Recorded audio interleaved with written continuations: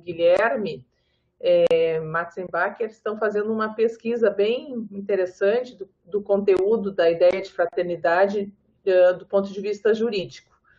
E é uma pesquisa que não está terminada, mas eles já gostariam de apresentar para justamente levar as ideias e o debate para frente. Então, eu vou passar a palavra para eles e vou ficar aqui no stand-by aqui e desejo a todos um ótimo encontro. O ponto é que essa nossa plataforma não abriga a todos, então eu pediria que permanecesse com as câmeras desligadas e apenas abriga 6 pessoas, mas a gente pode se comunicar bastante ali pelo chat. Tá bem? Obrigada a todos e boa reunião. Já vou passar a palavra para o professor Luiz Fernando. Vou tentar entrar. Carol, então vamos passar aqui os slides. Então a Carol preparou belíssimos slides para nós, tá? O nosso tema hoje, tá bem? A Carol, ela especificou bem aqui. Vamos ver o nosso sumário, então, né? Preliminares aqui. A fraternidade como ato e atitude. Você quer ficar também? Não, fica longe. Tá? A fraternidade como ato e atitude. Isso aqui é importante, né? A gente diferenciar uma moral dos atos e uma moral de atitudes, tá bem? E ver como a fraternidade dá conta dos dois aqui. Tá bem? Uma moral de atos, por exemplo, o utilitarismo, né? Age de tal forma, usando um termo um pouco kantiano, age de tal forma que você provoque a maior felicidade para o maior número. Promova a maior felicidade para o maior número. Tá? O utilitarismo é uma moral dos atos. Tá? O que interessa é que você promova a maior felicidade para o maior número. A tua atitude perante isso, o teu sentimento, tá? A tua disposição interna não interessa para o utilitarismo. Okay? Kant também é uma moral dos atos, né? Age de tal modo que a máxima da atuação possa ser elevada a princípio universal de conduta. O importante é você poder universalizar a atuação. Então ela passa por um teste de racionalidade. Agora, a tua disposição interior também não interessa. A fraternidade, ela dá conta dos dois. Uma moral de atitudes, a gente poderia dar o exemplo, a moral das virtudes, né? Em Aristóteles. Não basta você fazer um ato justo, tá? Dar a cada um o que lhe é devido. Você tem que fazer do modo como a pessoa justa o faria. Uma pessoa virtuosa o faria. Ou seja, com a mesma disposição interior. Aristóteles chega a dizer que você tem que fazer com facilidade e prazer. Se ao realizar o ato justo, que é suficiente para Kant, por exemplo, você não tem facilidade e prazer ao fazer o ato justo, ou seja, se a tua atitude não é adequada, o ato não é plenamente moral. É interessante, né? Digamos assim, você não realizou, você não alcançou a realidade moral no sentido pleno, tá bem? Então, moral de atos e moral de atitudes. Essa é uma distinção, né, que é importante a gente ter aqui para discutir a fraternidade. A gente vai ver que a moral de atos na fraternidade está ligada à regra de ouro, faz aos outros que gostaria que fizessem a ti. E a moral de atitude está ligada a duas disposições internas, né, que é a empatia e a imparcialidade. Interessante que quando às vezes falo de fraternidade, eu falo só da regra de ouro, que é o ato da fraternidade. O ato da fraternidade é aquele que você aceitaria que o outro fizesse em relação a ti. Tá? Ou falo só, por exemplo, da empatia, da atitude, tá bem? E menos da imparcialidade.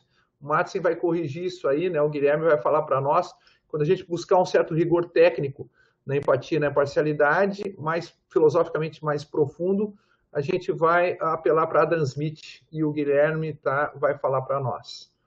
Então, a fraternidade como conceito constitucional, né, aqui a gente vai socorrer dessas pesquisas, né, do Carlos Augusto, da Clara Machado, né, que vem investigando a fraternidade como conceito constitucional, tá bem? Então, a gente vai falar um pouco da história da fraternidade como conceito constitucional, desde a Revolução Francesa, brevissimamente, né, o tempo que nós dispomos hoje. Depois, a fraternidade como conceito antropológico, tá? Ou seja, mostrando pela antropologia evolutiva que faz parte da estrutura da humanidade do humano ser fraterno. tá? O que nos faz humanos é a fraternidade. Somos humanos porque somos morais, e a essência da moralidade é a fraternidade, tá bem? Isso que nos distingue dos animais. Animais têm direitos, mas animais não têm deveres. Só o ser humano tem deveres, especificamente deveres de fraternidade, tá? Depois a gente vai ver a moralidade natural da fraternidade. A fraternidade é algo natural no ser humano, tá? Ele faz parte, digamos assim, da nossa estrutura biopsicológica, tá? Que a gente adquiriu na evolução, ok? E nós vamos contrapor a moralidade cultural da justiça. Ou seja, cada sociedade determina o que é devido a quem, né? A justiça é dar a cada um o que lhe é devido. Cada sociedade tem um direito positivo diferente, né? O nosso grupo aqui é direito de fraternidade. Acho que a grande maioria aqui está ligada à área do direito, né? Então entende bem isso, né? Ius sum quique tribuere, dar a cada um o seu direito, tá bem? Só que em cada sociedade o direito é diferente, tá? Então a justiça na prática vai ser diferente. Aquilo que se considera justo numa sociedade não se considera justo na outra. Mas o que é fraterno é universal, tá? A justiça varia, porque o direito positivo varia, tá? Mas a fraternidade não tem variação, tá bem? Então, a moralidade cultural da justiça, ok? Depois a gente pode perguntar até nos direitos humanos, se não é uma espécie de fusão, né, de uma fraternidade com a justiça, aquilo que é devido ao ser humano em geral, e não como membro dessa ou daquela comunidade política. Vamos ver se a gente toca esse ponto também, né? E vamos tocar. Moralidade natural e cultural, a gente vai fazer então essa contraposição entre fraternidade e justiça, né? Mostrando que a fraternidade é um elemento crítico, né? Isso é a tradição justnaturalista, né? O que é natural prevalece sobre aquilo que é artificial. A fraternidade é natural, a justiça é artificial. Tá bem? Eu posso me degradar na minha cultura, né? Se a minha cultura aceita escravidão, aceita racismo, aceita sexismo, tá? E isso é considerado justo no interior da cultura, isso é uma degradação do humano, tá? Uma vez que pela evolução, de novo, não é um discurso moral, né? Pela evolução, tornar-se humano é ser capaz de agir segundo a regra de ouro e desenvolver essas atitudes morais de empatia e imparcialidade. Tá bem? E aí a gente vai ver dois exemplos de fraternidade no constitucionalismo contemporâneo, né? A fraternidade como critério de validade das normas de justiça, ou seja, das normas de direito positivo. Né? A fraternidade vai dizer quando é que uma norma vale ou não vale. Talvez num caso específico, né, como equidade, mas pode ser também num caso geral. A norma não vale em geral, ela não pode pertencer ao ordenamento jurídico, tá? Porque ela é desumana, né? Ela contraria a fraternidade. E a fraternidade como critério hermenêutico, ou seja, disposições do direito constitucional, do direito positivo, devem ser interpretadas à luz da fraternidade, tá bem? Se devem ser dignas do ser humano, tá bem? Ok? Então, Carol, podemos passar lá para, né? Isso aqui é uma breve introdução do que talvez nós vamos tentar ver hoje, né? Depois também tem o Matson que vai nos orientar, né? Preliminares, a fraternidade como ato e atitude. Com atitude, a fraternidade aponta, em primeiro lugar, para uma convergência afetiva com o outro, considerando o bem próprio e o bem alheio como idênticos. Então, aqui a fraternidade como atitude, né? Como atitude, depois como ato, tá? O que é a empatia? Uma convergência afetiva com o outro. Eu sinto como o outro sente, né? Ele se alegra, eu me alegro. Ele sente dor, eu sinto dor. Né? E a gente também sabe que isso evolutivamente, nós temos isso estruturalmente, né, no nosso cérebro, né, os chamados neurônios espelho, descobertos por cientistas italianos nos anos 90. Há uma parte do nosso cérebro que parece que cuja única função é espelhar, é refletir, é reproduzir os sentimentos de outras pessoas, né? Então, assistam, né? Tem um documentário, acho que Netflix, ou tem no YouTube também, A Revolução do Altruísmo. Né? Colocam uma pessoa, um cônjuge, por exemplo, e essa pessoa sente dor e a mesma área do cérebro onde está a dor na pessoa afetada ela reflete, ela é ativada também no espectador que está vinculado afetivamente. Tá? Então, o cônjuge sente dor e o cônjuge espectador tem o seu cérebro também afetado na mesma área. Tá? Então, evolutivamente, nós estamos estruturados para ter empatia. Tá? O bem do outro é idêntico ao meu bem. Outra dimensão da atitude da fraternidade é a imparcialidade, não pode ter só empatia. O Madsen já me alertava, né, o Guilherme, há um bom tempo, né, o que ele chama de entusiastas da empatia. Tá? Não basta ter empatia, tem que ter imparcialidade. Outra dimensão da atitude da fraternidade é a imparcialidade, entendida como reconhecimento do outro como igual. Igual a mim. E eu como igual a qualquer outro. Tá? Tá? Não é imparcialidade do juiz. Né? O juiz aqui vê as duas partes como iguais. O fraterno, a pessoa fraterna, o fraternos aqui, é aquela pessoa que é capaz de ver a si mesma como igual ao outro. Tá? Eu me lembro de um exemplo que um professor meu de processo dava no início dos anos 90, né, quando o adultério ainda era crime no Código Penal. Ele dizia que um colega dele no judiciário dizia que ele era adúltero e, portanto, não tinha moral para condenar. Ele ficava desesperado com a possibilidade de alguém vir a ser julgado como adúltero. Essa imparcialidade da pessoa fraterna, tá bem? A imparcialidade do juiz é ver como iguais as partes. A pessoa fraterna se vê como igual ao outro, tá bem? É uma relação aqui, digamos assim, você não é uma terceira parte. Você não é uma terceira parte entre outras duas pessoas. Você é uma terceira parte em relação a si mesmo. Tá? Você se vê como um outro em meio aos outros, né? Para usar a expressão do Paul Ricoeur. Tá bem? Você é só um outro. O ato fraterno, isso é atitude fraterna. A pessoa fraterna tem essas duas disposições. Ela sente com o outro e ela consegue se distanciar de si mesma, tá? Pela imparcialidade. Okay? Ela se aproxima do outro pela empatia e se distancia de si mesma pela imparcialidade. E, de certa maneira, se distancia do outro também pela imparcialidade. Também não, eu tenho que fazer uma diferença, por exemplo, entre o que o outro quer e o que o outro necessita. Isso a imparcialidade faz. Só a empatia não consegue fazer isso. O ato fraterno é aquele exigido pela regra de ouro. Tá? Qual é o ato fraterno que nós podemos qualificar como fraterno? É o ato que passa pelo teste da regra de ouro. Se é um ato que eu aceitaria se eu fosse paciente e o outro agente, tá? Se eu padecesse o ato, eu aceitaria. Faça aos outros que gostaria que fizessem a ti. Tá bem? E a gente vai ver que a regra de ouro, ela incorpora essas duas atitudes, né? A regra de ouro, ela incorpora a empatia, né? Se coloca no lugar do outro, tá? E incorpora a imparcialidade, né? Você vale tanto como o outro, tá? Faça o outro, né? Faça o outro. Tá? Aquilo que gostaria que o outro fizesse a ti.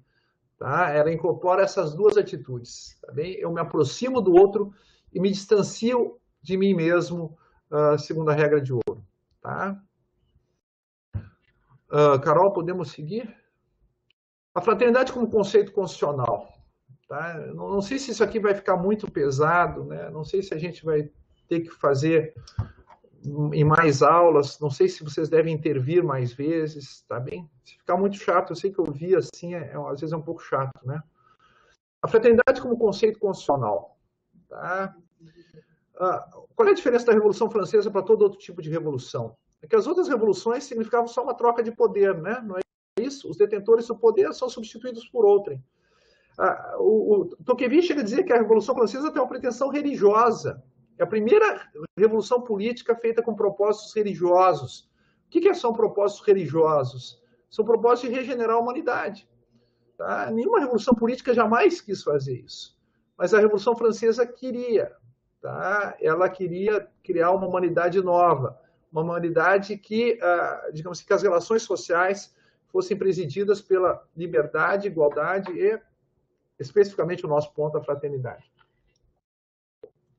A fraternidade tinha, né, na tradição ocidental, claramente uma origem cristã. Mas, segundo Max Weber, o cristianismo foi uma religião de salvação, que apenas universalizou uma ética da fraternidade que tem sua origem nas comunidades de vizinhança. Max Weber é o primeiro a falar em ética da fraternidade. Todos conhecem, é um grande sociólogo, né? Talvez o maior sociólogo de todos os tempos. E o Weber vai falar que a ética da fraternidade, que para ele é uma ética baseada na regra de ouro, é uma regra que rege as relações entre vizinhos. Tá? Se eu preciso de uma xícara de açúcar, e muitas vezes eu precisei, eu bato aqui na porta do meu vizinho, no prédio, e ele me dá uma xícara de açúcar. Eu sei que ele também, quando precisar, eu vou ter que atuar em relação a ele assim. Faz ao outro que gostaria que fizessem a ti. Tá bem? Essa é a regra que preside as relações entre vizinhos. O que o cristianismo fez? Todo mundo é teu vizinho. É curioso que a palavra para próximo, na tradução em inglês, quem já leu o Evangelho em inglês, é neighbor, né?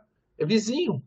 O que nós chamamos, a tradução de plesion, do grego plesion, né, para o latim ficou próximos, que é um termo que nós vamos usar aqui, e no inglês ficou neighbor, né? Então, age em relação ao teu vizinho como gostaria que ele agisse em relação a ti, tá? Mas todo mundo é meu próximo, todo mundo é meu vizinho. Isso que as religiões de salvação, né, que é o Islã, o cristianismo, especificamente no Ocidente, o budismo, tá, fazem, né? São religiões salvacionistas, ou seja, religiões que visam abranger toda a humanidade. Outras religiões que não são assim, são limitadas a um grupo étnico, né? A Revolução Francesa opera uma secularização do preceito evangélico da fraternidade. Lembrando, o próprio Evangelho fala duas vezes na regra de ouro, né? No Evangelho de Mateus e no Evangelho de Lucas. Se conhecia no Ocidente por essa tradição. No Oriente, eles conhecem pelo budismo, tá? A regra de ouro, né? Em outras tradições morais, o jainismo também, o confucionismo, todas as grandes tradições morais da humanidade têm a regra de ouro. Por isso que ela deve ter uma base biológica. Não se explica que essa regra esteja em tantos lugares, tá? Que isso teve surgido espontaneamente em comunidades humanas, sem nenhum contato entre si, se não tiver uma base evolutiva ou biológica, né, Márcia? A gente vai ter que deixar um pouco mais claro isso também no nosso artigo, tá? Então, a Revolução Francesa opera uma secularização, tá? Eu não invoco mais o pater, eu não invoco mais um pai comum. O que eu invoco agora é uma pátria comum, tá? E uma humanidade comum, né?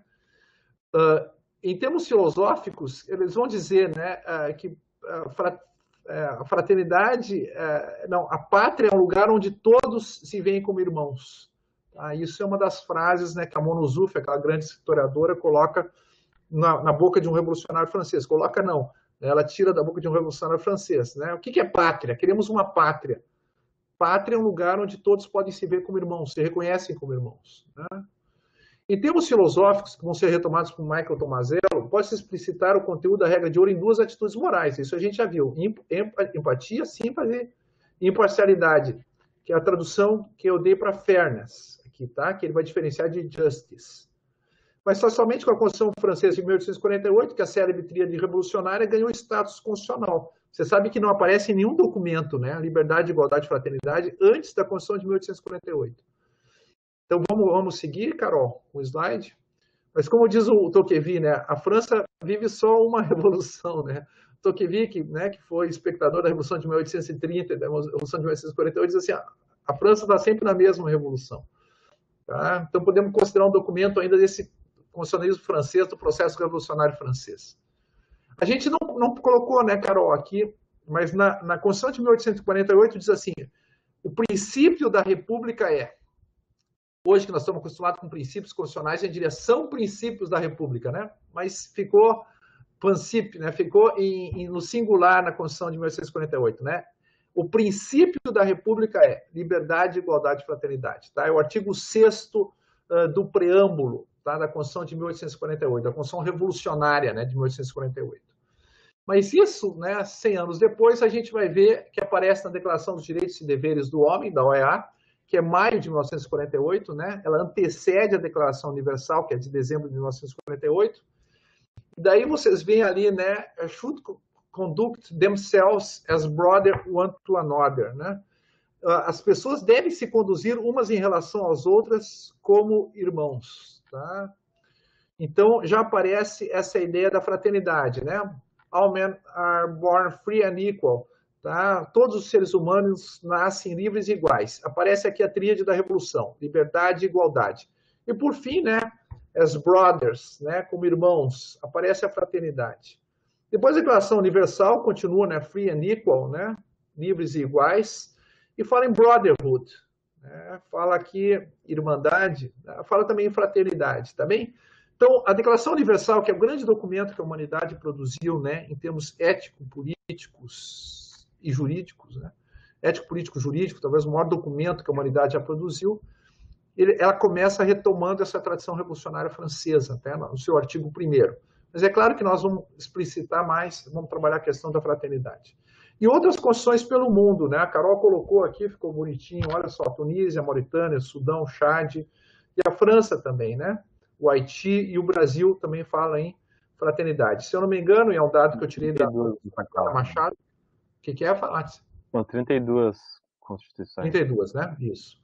Tá? A professora Clara Machado, né, é que faz essa pesquisa e essa contagem. Bom, vamos adiante. E se puderem e quiserem interromper, talvez seja bom para todo mundo, inclusive para mim. Tá? E não fica cansativo para vocês ficar ouvindo a voz, né? E tem muita informação, tá? E vocês percam isso aqui, né? Mesmo porque a gente não vai liberar esses slides, que é um artigo ainda em elaboração, tá bem? Que eu estou fazendo com o Márcio. A moralidade natural da fraternidade. Aqui eu utilizei um autor, né, o Michael Tomasello, antropólogo evolutivo. Vejam, tem mais de 100 vídeos dele, eu acho que no YouTube, tá bem? E as obras dele vocês podem conseguir também. São duas obras que eu consultei aqui, a Natural History, né, of Moral, né, uma história of Morality, né, uma história natural da moralidade, e a Becoming Human, né, tornando-se humano. Né, eu acho que o Maxim pode colocar os livros, né, para nós ali no chat, tá bem? Acho que a Bianca talvez queira fazer uma pergunta aqui. Né? Michael Tomasello põe a seguinte questão, tá? Como os seres genuinamente morais surgiram no curso da evolução das espécies? Como é que seres que têm deveres surgiram? Né? Todos os animais têm direitos, né? Mas só os seres humanos têm deveres. Tá? É ridículo falar que um animal violou seu dever, não tem dever nenhum. Tá? Isso que nos diferencia dos animais. Então, animais não são seres morais. Animais são destinatários de atos e atitudes morais, tá bem? Mas eles não fazem atos morais e não têm atitudes morais. Os seres genuinamente morais, ele entende seres genuinamente preocupados com o bem-estar dos outros, simpatia, empatia, e que reconhece a igualdade de status, fairness. Eu sou igual ao outro, eu sou um outro em meio aos outros, eu não sou special, tá? Eu não posso dizer primeiro o Joe, tá bem? Com os outros membros da própria espécie, eu não posso furar a fila de vacinação, tá? Eu não sou especial. Nos termos desse artigo, seres morais são aqueles que vivem segundo a fraternidade. Esses que são seres morais. Ele não usa esse termo, né, o Tomasello. Aqui é uma apropriação que eu e o Max estamos fazendo, né, das conquistas, né, ou melhor, da teorização do Tomasello para os nossos fins. E o nosso fim é explicar, afinal de contas, o que é a fraternidade? E aqui especificamente na nossa aula de hoje, o que é a fraternidade para o direito constitucional? Tá bem? Tomasello defende a hipótese da interdependência para explicar a gênese histórico-evolutiva da moralidade. Tá? O que é a hipótese da interdependência? Os seres humanos precisam dos outros como os animais não precisam. O Tomasello, eu já vi gente querer comparar com baleias, né, com golfinhos, com elefantes. O Tomasello só nos compara com aqueles nossos primos evolutivos. Tá? Então eu não vou entrar nesse negócio de o elefante faz isso, faz aquilo. Tá bem?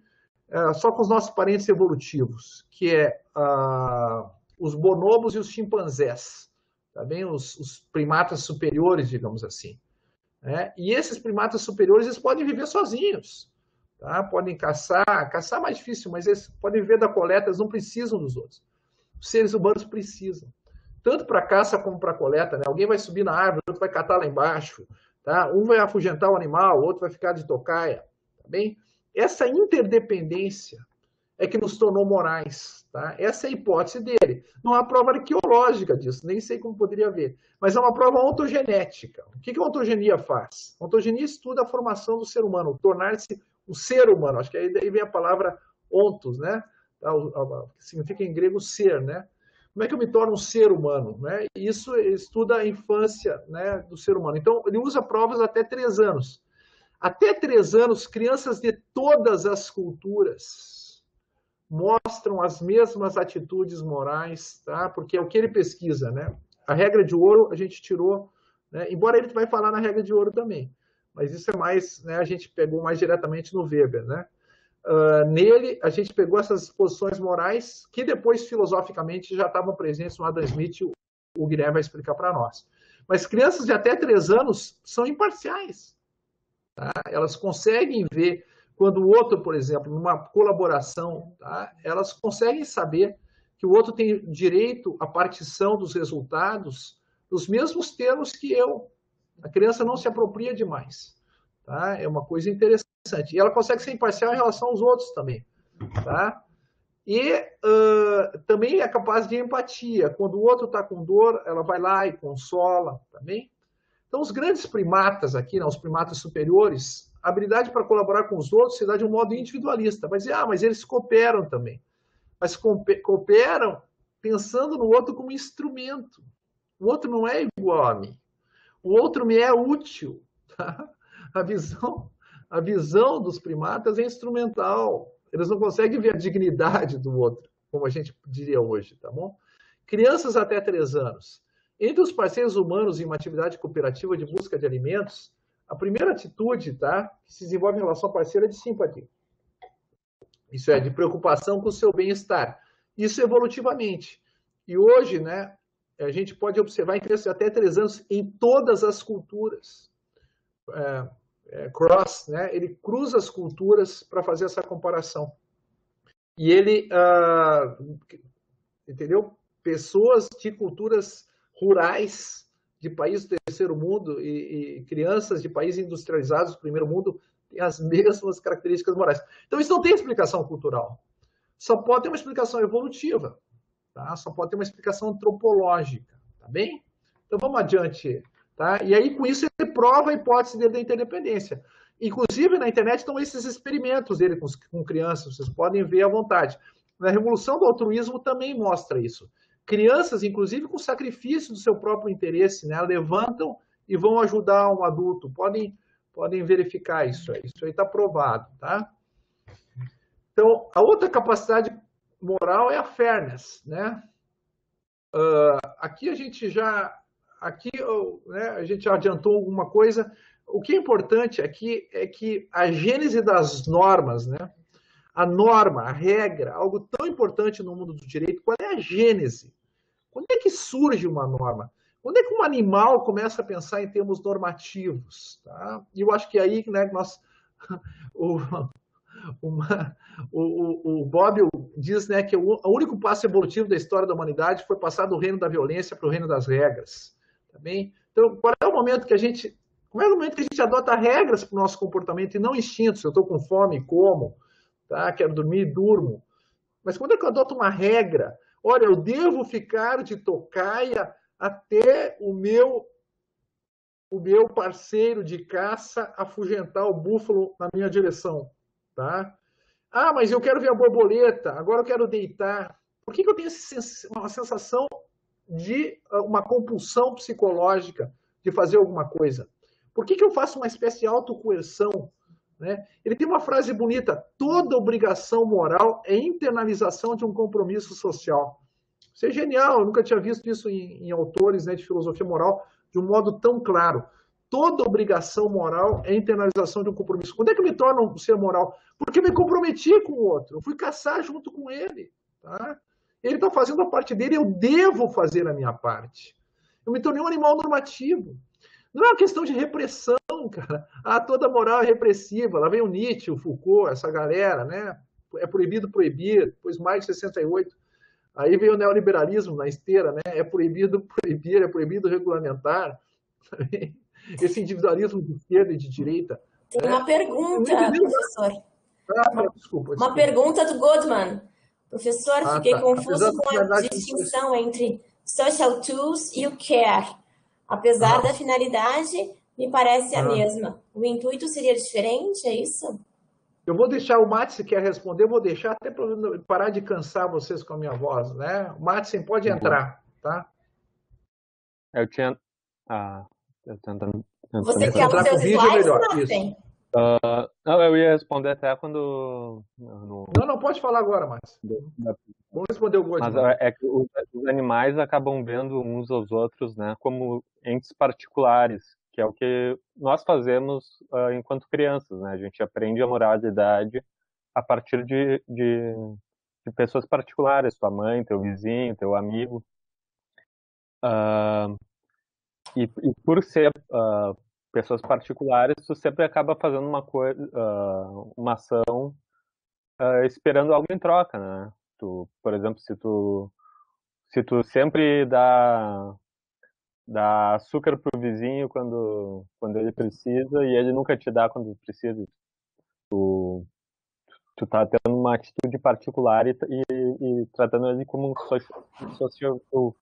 E no caso do care, é a imparcialidade mesmo no sentido de se importar com o outro, né? Com o bem-estar do outro. Não sei se ficou mais claro. Eu acho que sim, Márcio, mas só deixa eu dar uma complementada. Viu, Goldman? O Tomazello diz assim, então a gente pode definir dois tipos de interdependência. Tá? Uma interdependência instrumental e uma interdependência ética. Na interdependência instrumental eu penso só em mim. Então ele diz assim, por isso que macacos, quando fazem caçada juntas, quem pega o espólio sai correndo, entendeu? Quem pegou a caça sozinho sai correndo. Ele não vê que ele tem nenhum vínculo com o outro. E seres humanos não, e crianças de até 3 anos também não. Se atuaram juntos num empreendimento cooperativo, ela sabe que o outro tem direito à sua parte. Tá bem? Então eu vejo o outro como fim, digamos assim, não só como meio. Tá bem? Tá? Ficou claro para ti isso? Não. Tá? Eu dependo, nos dois casos eu dependo do outro. Tá? Pode ser, eu não conheço Robert Traves, tá bem? Mas é altruísmo recíproco, isso, tá bem? Há uma ideia de reciprocidade que você não tem entre os animais, tá bem? A ideia de fairness, a distribuição deve ser equânime, tá? Entre todos aqueles... E é interessante, seres humanos e crianças punem quem não faz isso. O animal não, tá? Ele não está nem aí. Tá bem? A ideia de que agora o outro que fugiu com a caça, não vou caçar com ele de novo, isso não existe entre os animais. Entre os seres humanos, sim. Tá?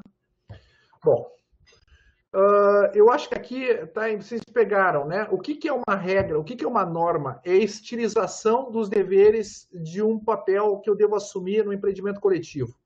Tá? Se eu sou corredor ou eu fico de tocaia, ou tocaiador, não sei como é que seria o nome, tá bem? Eu estilizo isso. O que um tocaiador deve fazer? Ele tem que ficar quietinho, tem que ser paciente, ficar esperando, tá? Esse padrão, ok? Ligado a um papel social dentro de uma atividade colaborativa, essa é a primeira norma que a humanidade gerou. A partir daqui, nós nos tornamos animais normativos, capazes de nos guiar por regras e não por instintos, tá bom? Agora, interessante. Por favor, Chiara. Diz, uma prova do início da civilização, da moralidade cooperativa, está na descoberta de um fêmur quebrado e cicatrizado, segundo a antropóloga Margaret Mead. Pode ser.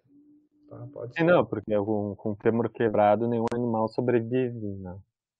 Então alguém deve ter cuidado dele. Então a Chiara nos deu um exemplo do care aqui, né? Da preocupação com o outro, preocupação genuína com o outro. Tá? Quando o lanceiro reclama do corredor, né? Tem um que corre atrás do bicho, outro que é o lanceiro, né? Ele o faz como representante de um nós cooperativo. Ele não está dizendo, eu, lanceiro, estou reclamando de ti, pessoa, vamos supor que eu fosse o lanceiro e o Márcio o corredor. Não estou dizendo eu como pessoa física, Barzotto, estou reclamando de ti, Guilherme, como pessoa física. Eu estou reclamando que você não cumpriu um papel. E esse papel não está ligado ao que eu quero, ao que eu desejo. Quando eu invoco essa regra sobre ti, eu não estou te dominando, não estou te oprimindo, não estou te reprimindo. Tá? Eu estou chamando atenção para aquilo que você deve ao nosso cooperativo. Tá? Você não consegue se ver como parte de um nosso, então você não passou a fase animal. Você é um macaco que age só em função de si mesmo. Tá bem? Ok?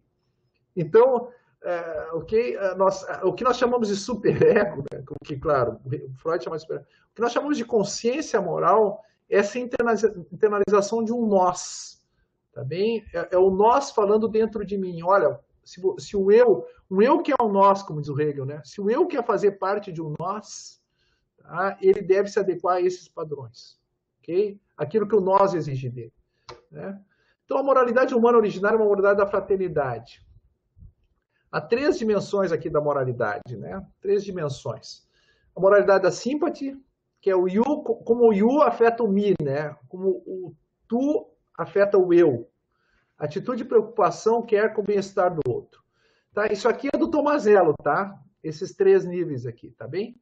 Moralidade da fairness. E ele também, essas expressões, moralidade da sympathy, moralidade da empatia, moralidade da imparcialidade é dele. Eu e me, nós somos iguais, né? Atitude de reconhecer o outro como igual. E por isso, né, eu devo ser imparcial em relação ao outro. Porque o que vale para mim, vale para o outro também. E a moralidade do nós, o I para o me, né? O I cooperativo repousa sobre a regra de ouro. É somente quando se considera o bem do outro, sympathy, como equivalente ao bem próprio, fairness, que o indivíduo passa a integrar o nós. Tá? A moralidade do nós, ela está dizendo para mim, age de tal modo, tá, que você poderia aceitar essa ação se ela viesse do outro. Né? Ou age segundo a regra de ouro. Você só vai conseguir conviver com o outro segundo a regra de ouro. Tá bem? Essa é a moralidade do nós. Tá? E a moralidade do nós é que ela informa tudo aquilo que eu devo fazer. Se eu fosse corredor, tá, eu gostaria que corresse assim. O outro não está correndo assim. Mas se eu sou agora lanceiro, eu sei que o lanceiro, né, eu gostaria que o lanceiro atuasse, se o outro fosse lanceiro, atuasse desse modo. Então eu devo atuar assim. A regra de ouro é mater lego, né? Eu já vi alguém chamar a Constituição de mater lego, uma mãe de todas as leis, coisa de jurista isso, né? Tá? Mas a mãe de todas as regras, não saberia como falar isso em latim, é a regra de ouro, tá? A moralidade do nós, tá bem? De seres que só conseguem viver humanamente se são fraternos. Mas qual é a hipótese da interdependência, tá? Era a ideia, no fundo, que ou você aceita essas atitudes ou você morre. Porque seres que não eram cooperativos, né? Seres que não tinham essa atitude, né? Seres que não se preocupavam com o bem-estar do outro e que não reconheciam o outro como igual e não repartiam o butim, tá? O espólio, esses aí não entraram para a história da evolução. Esses aí foram isolados do grupo. Porque eu podia escolher o meu parceiro. E eu não ia escolher um parceiro que não tivesse essas disposições morais. Tá? Ou o ser humano sobrevive como um ser fraterno, ou ele morre. Tá? Então, é um pouco dolorido dizer isso. Tá? É um pouco decepcionante. Mas nós somos descendentes dos fraternos. Tá? Os egoístas não deixaram descendência. E olha, tá? Eu acho que a gente podia talvez ser um pouco melhor, né? A gente esperava que a gente fosse um pouco melhor. Mas vamos adiante, Madsen, aqui.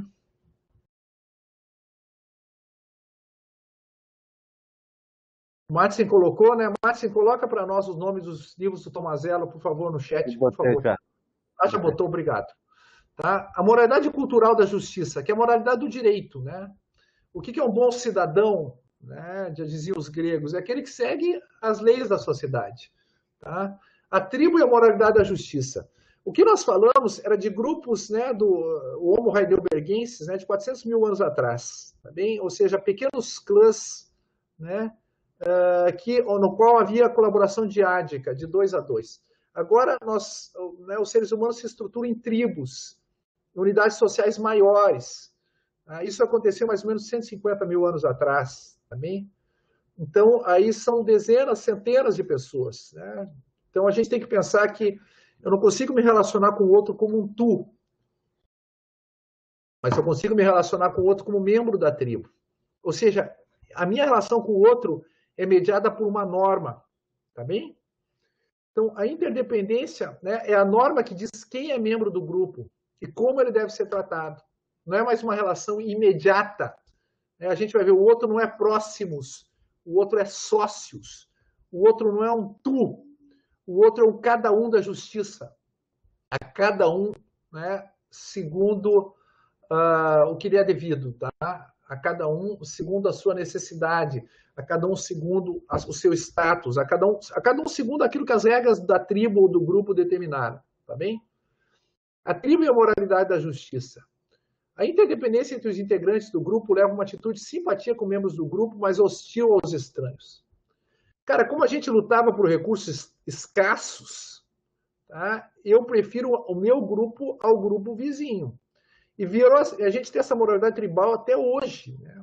Tá? A gente vê a polarização no Brasil hoje, ela é fruto dessa atitude que a gente herdou do Homo sapiens, tá bem?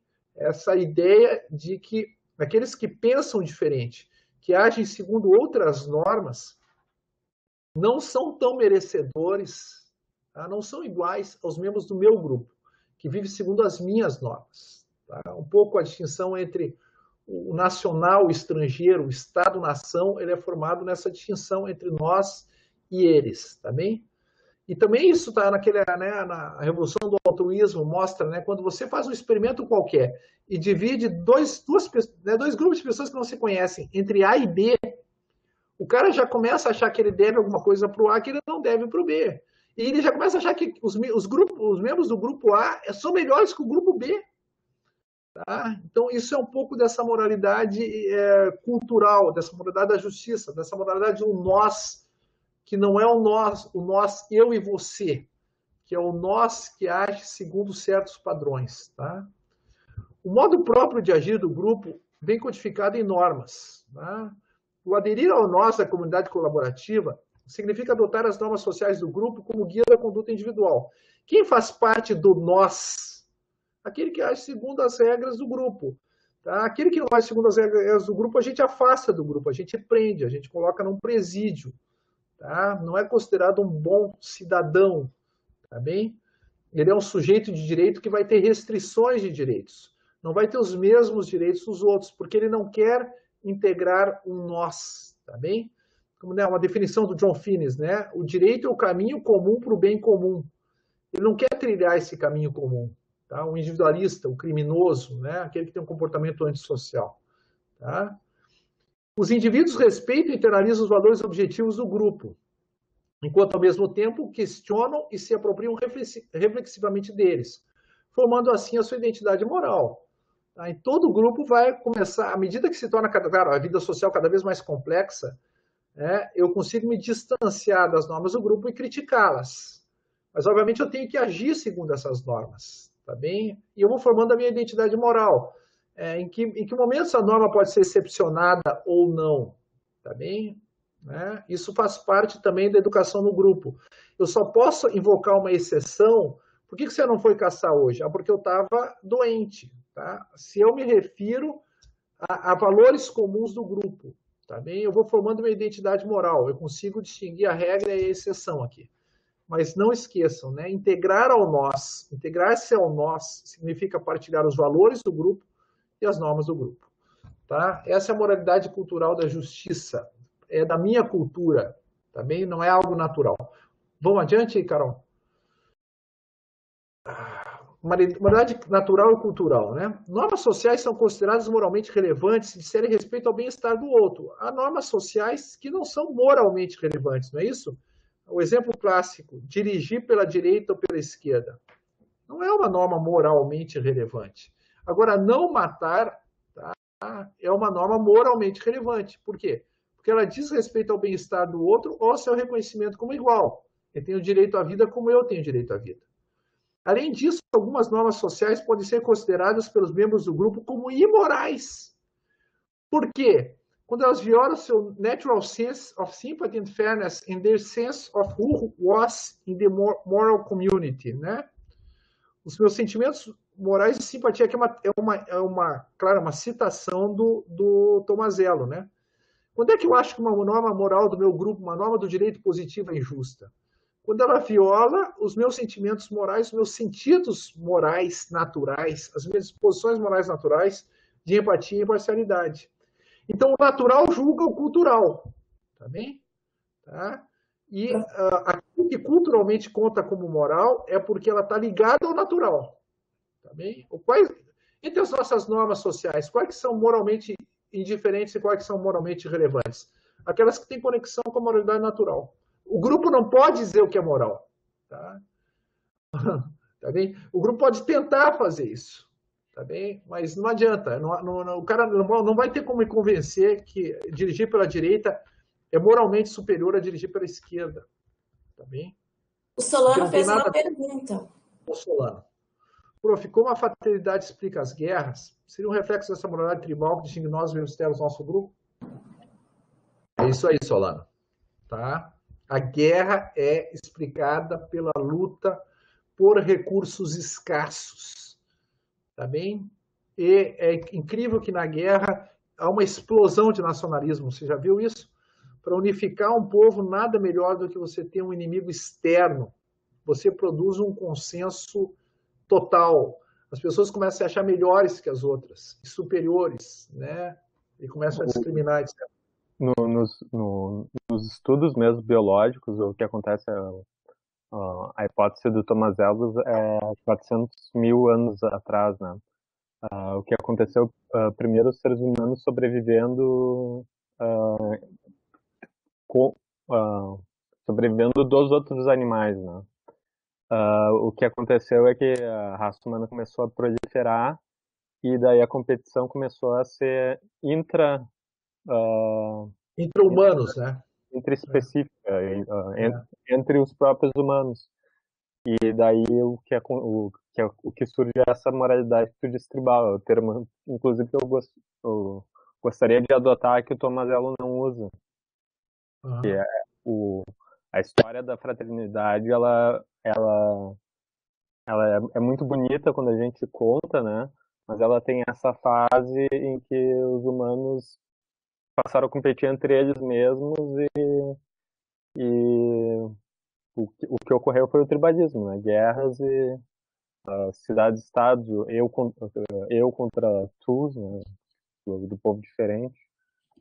Mas exatamente, Matos. Mas aqui, viu, Solano, aqui o Matos também levantou, é que só agora, 40 ou 50 anos para cá, só na terceira revolução industrial, digamos assim, só nas últimas décadas do século XX, a gente se deu conta de uma interdependência global. É a primeira vez agora que a gente se deu conta que nós somos interdependentes como espécie. Vejam quando, por exemplo, tem uma crise econômica. A China cresceu menos. Isso é muito ruim para nós. Isso Adam Smith já dizia, né? Não. Isso talvez, quando nasceu o mercado mundial no século XVIII, ou um pouco antes, já teve essa ideia de que nós somos interdependentes. O Marx lembrou muito bem. Mundialmente. O Smith diz que a maior imbecilidade que tem é um inglês ficar brabo porque a França está indo super bem e está prosperando. Porque com a França prosperando, é óbvio que vai ter respaldo na Inglaterra. Eles vão produzir, por exemplo, obras literárias que a gente vai aproveitar, obras artísticas que vão mudar o mundo e a gente vai aproveitar da prosperidade deles, né? Claro. Uma coisa que eu diria mais sobre essa moralidade tribal, né?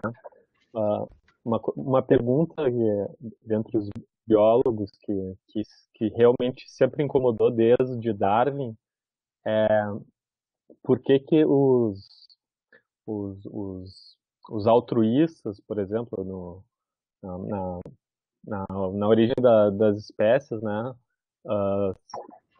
A tese é que sobrevive o mais apto, né? E, por exemplo, o altruísta, ele está se prejudicando em prol do outro, então ele não é o mais apto à sobrevivência, né? Então, a rigor, por exemplo, os altruístas, os justos, eles seriam, pela tese da seleção natural, eles viriam a ser extintos, né? Mas é justamente por o ser humano se agrupar, né, que virtudes como justiça e a alteridade, né, elas acabam sendo relevantes para fazer um grupo sobreviver e outro não, né? sim, os grupos mais cooperativos, né, conseguiram sobreviver, né, na luta das espécies, digamos assim, né. Tá, e entre os humanos também, né, os mais cooperativos, né, são aqueles que conseguem, digamos assim, responder melhor ao desafio da sobrevivência. Mas uma coisa... Essa pergunta atormenta os biólogos desde Darwin. Darwin mas atormenta porque eles têm uma visão social, Márcio. Uma visão social. Entendeu? Eles veem o ser humano como animal, primeiro. E o animal é autointeressado. E daí eles criaram o problema. Eles não conseguem compreender a noção de altruísmo, porque eles acham que sempre tem algo, faz algo querendo algo em troca. Eles realmente não entendem altruísmo. Isso é uma noção de senso comum que é falha. Né? Se eu busco só meu autointeresse, eu vou me dar bem? Não, eu vou me dar mal. Tá? Eu vou prejudicar minha comunidade, vou prejudicar a mim mesmo. Quanto mais cooperativo eu for, mais, digamos assim, eu tenho condições de sobreviver, tá? E prosperar. Isso é uma visão de senso comum completamente equivocada. Países onde você tem predadores, países de terceiro mundo, por exemplo, né, no controle da sociedade, são países onde os próprios tiranos querem migrar. Né? Os tiranos têm casas em países de primeiro mundo, onde há muito mais cooperação. São lugares desgraçados, né? Lugares onde você tem menos fraternidade, são lugares onde a vida humana não é boa, tá? Ela não floresce, tá bem? Mas o Matt se lembrou uma coisa interessante, né? Aqui nós vimos que há uma interdependência econômica, né? Desde o século XVIII, por exemplo, desde a obra do Adam Smith, a gente tem uma consciência disso, que é melhor que todos, né? E era uma pregação dele anticolonialista, né? Vocês sabem, né? Era totalmente anticolonialista e anti-imperialista. Tá? Ele achava que a vinculação ao mercado mundial deveria se dar espontaneamente, tá bem? Porque as pessoas queriam. E ninguém pode impor isso a elas. Mas eu estava pensando, por isso que eu falei 40, 50 anos, eu pensei na questão ambiental. Tá?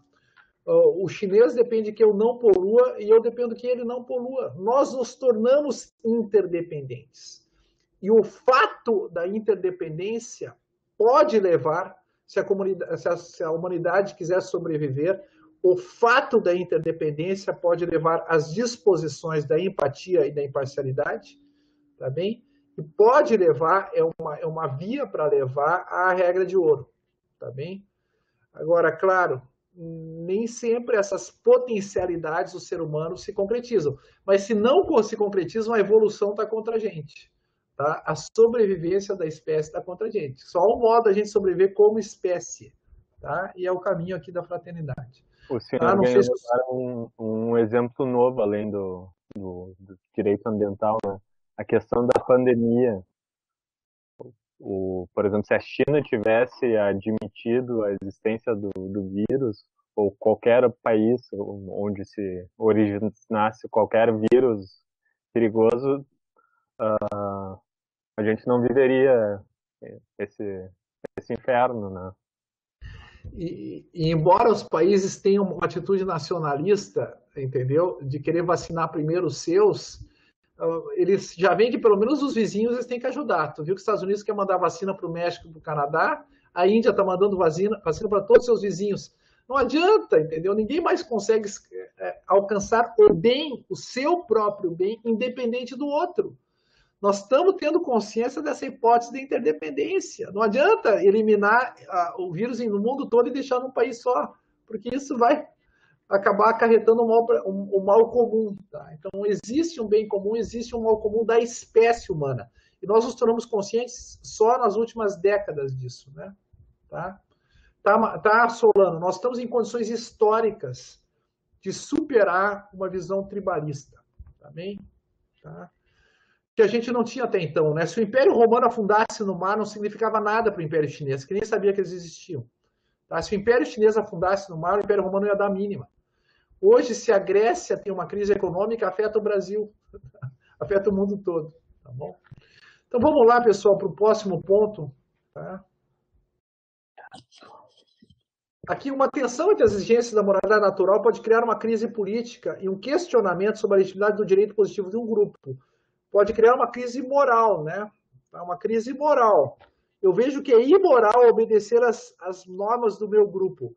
E é uma crise política também, porque se pessoas veem que as normas do direito positivo são imorais, o direito perde legitimidade, ele perde adesão, ele começa a se tornar ineficaz, ele não consegue mais integrar a comunidade, tá bom?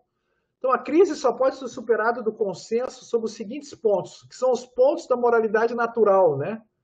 O que constitui a empatia, né, e a imparcialidade, tá? Quando é que realmente essa empatia é devida e quando é que a empatia não é devida? Né? O Matos vai falar, talvez depois, né, de uma empatia indevida. Né? Se eu tenho empatia por um criminoso, porque eu acho que eu sou do mesmo grupo social que ele, do mesmo grupo étnico que ele, e quero aliviar a pena dele, essa empatia não constrói a fraternidade. Eu só sou um outro no meio do... Fala, Matos. Na minha dissertação, né, teve uma citação que o senhor me passou de um texto do autor brasileiro, do Vitor Nunes Leal, né? Que a citação é que nos júris, né, o que acontecia nos estados do Nordeste, os jurados tinham mais empatia com o criminoso do que com a vítima. Em todos os grotões do Brasil, né, tá? E acontecia isso, né? Quem está e quem não está em nossa comunidade moral? Quem faz parte do nós aqui, né? E quem é que está sendo tratado como se não fizesse parte do nós? Lembrando, né? Quem não tem direitos não tem deveres. Tá? Se eu não considero ele da parte do nós, a única coisa para ele, a única razão que ele tem para obedecer o direito é uma razão animal. É o medo do castigo. Essa pessoa está sendo, no regime do apartheid, essa pessoa está sendo obrigada, mas ela não tem uma obrigação. Porque ter uma obrigação está submetido à mesma norma, tá? Ou seja, que a norma me trate como igual. Tá? Então, eu não integro essa comunidade, tá bem? Agora, o método para encaminhar esse consenso. Tá? Então, quando a comunidade não tem esse consenso, tá? Sobre fairness, sobre empathy, né? O sympathy, e sobre o we, o nós do grupo, né? Para usar, desculpa, estou falando aqui, né? Estou usando os termos do Tomazello. Então, ela há um método para sair desse impasse, né? E o método, e de novo, aqui é uma citação, tá? Não é uma ideia minha, é um método, isso aqui é uma citação do Tomazello também. Não é uma citação, é uma referência ao texto do Tomazello. O método aperfeiçoado por Mahatma Gandhi e Martin Luther King é fazer com que aqueles... Não, aqui é uma citação mesmo. É fazer com que aqueles que não têm voz exponham diante dos olhos de todos o modo pelo qual são tratados. Uma espécie de protesto em segunda pessoa em larga escala. Aqui teria que explicar um pouco, né? O protesto em segunda pessoa é aquele que o lanceiro fazia para o corredor, né? O protesto em segunda pessoa é: me considere um tu. O tu é um outro eu. Você gostaria de ser tratado assim? Tá? Esquece que o nosso direito positivo, né, diz que, né, os negros não podem sentar nos bancos da frente, né, como aquilo que desencadeou a crise em Montgomery, né, e o protesto, né, dos direitos civis dos afro-americanos. Tá? Esquece as normas sociais do grupo. Esquece que a norma social diz que eu sou um negro, né, e que não sou igual a um branco. Esquece as normas do direito positivo. Me veja como um tu, me veja como um outro eu. Tá? Você aceitaria ser tratado assim? Uma das coisas que a gente não colocou nos slides é que nessa hipótese da relação diádica, né, e da interdependência, se criou padrões intercambiáveis de atuação. Quem é o lanceiro e é o cara que fica escondido, tanto faz. Um dia você eu, o outro dia vai ser o Barzotto. Isso. E os dois sabemos como cada um tem que agir. Uhum. E nessa intercambiedade, né, intercambialidade. Intercambialidade das relações, né, dos papéis sociais, tu já vê a imparcialidade, né? Perfeito, né? O Márcio lembrou muito bem isso, tá? A intercambialidade é isso, né? Se tu estivesse no meu lugar, tá? Esse é o padrão da regra de ouro, tá bem? Da imparcialidade, né? Bem lembrado, Márcio. Vamos agora para o próximo slide. Por que não, mas aqui voltamos então, Carol. Tá? Por que esse aqui pode dar certo? Por que pessoas que foram criadas culturalmente no racismo podem ouvir, eu não preciso usar violência contra elas. elas conseguem entender o protesto. Porque elas, além da moralidade cultural, elas têm uma moralidade natural.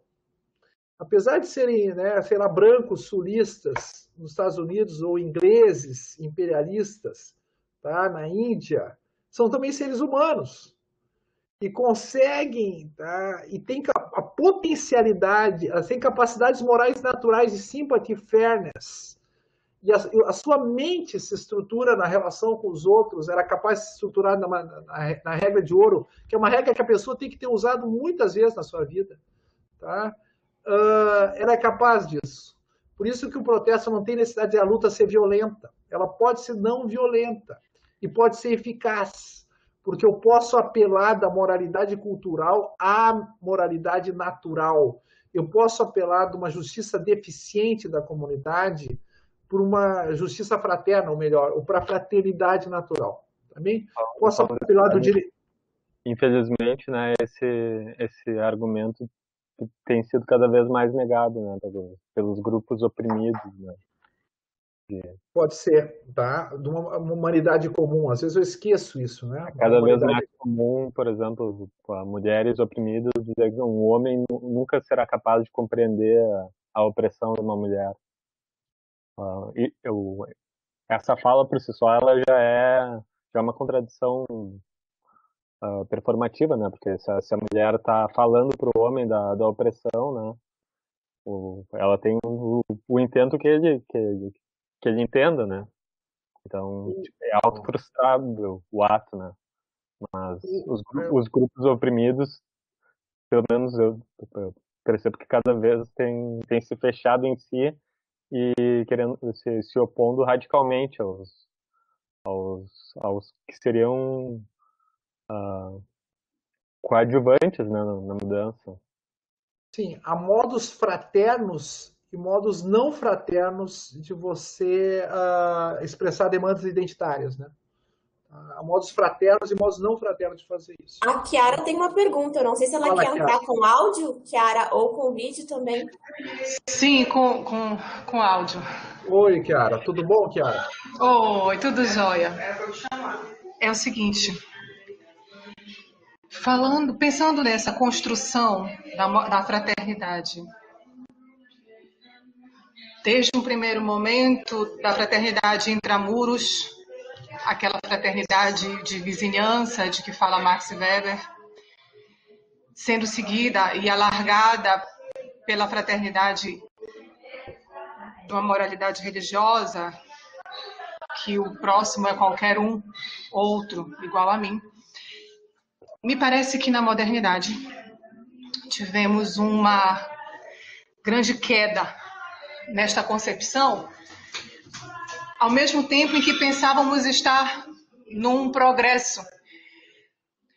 Quando nos entendemos como iguais, como natureza humana, parece que se pesou por meio da filosofia de Hobbes, Maquiavel, ou mesmo a propriedade vista em Locke.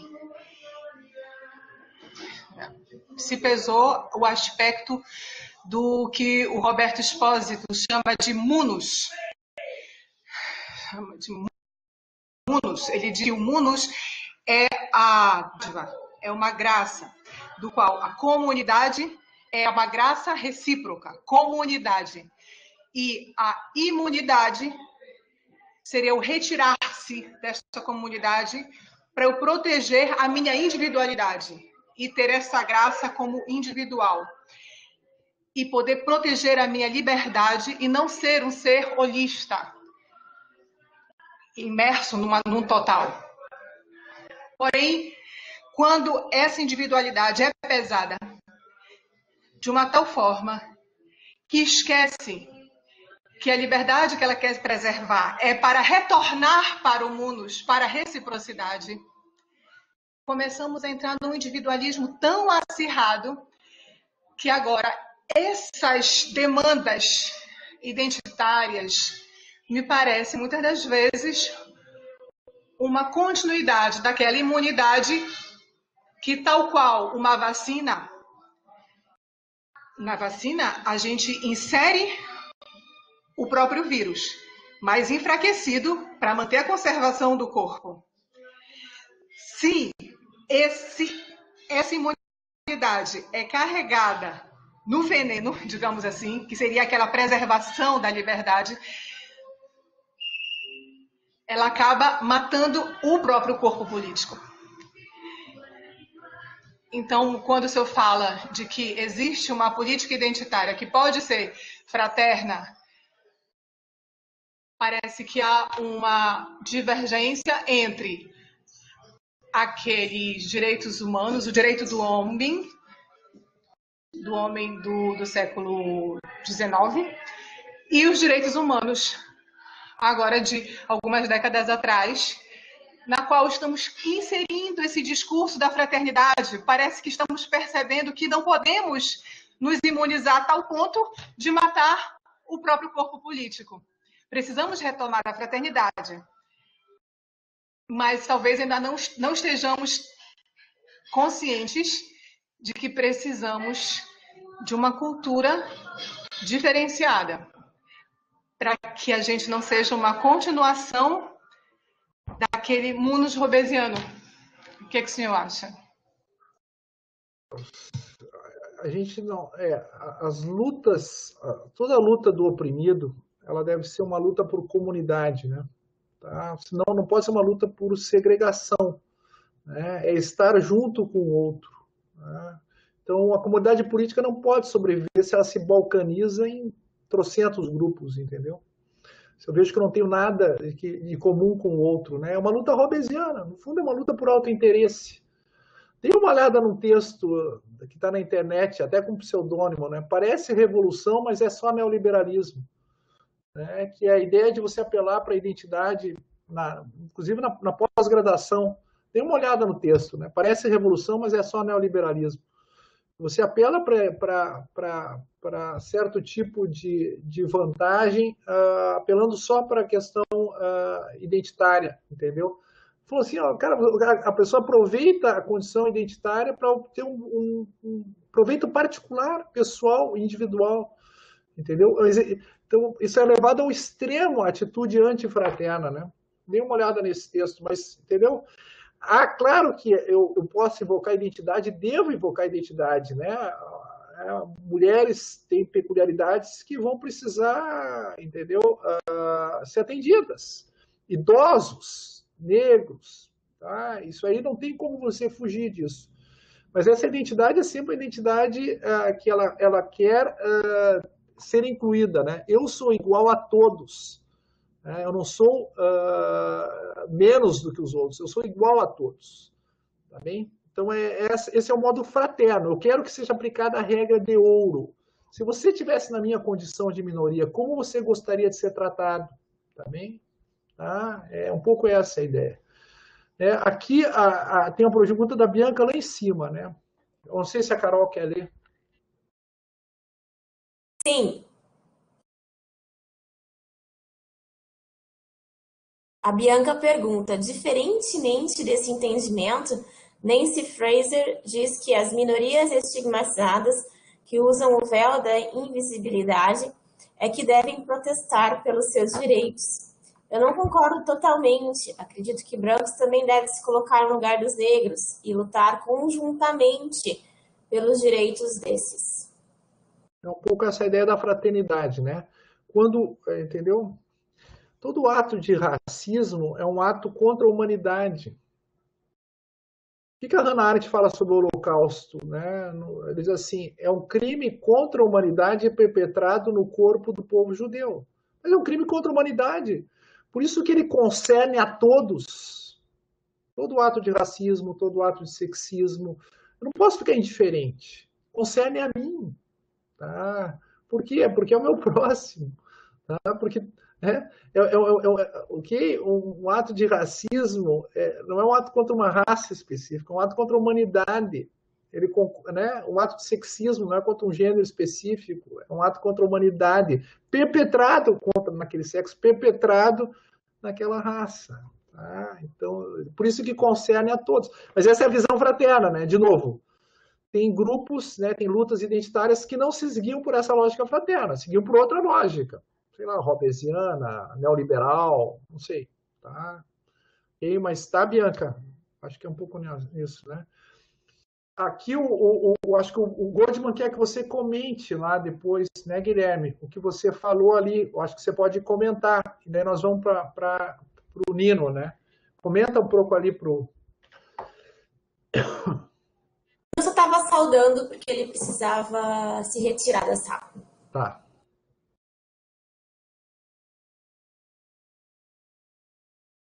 Pro Goldman eu respondi mesmo No chat?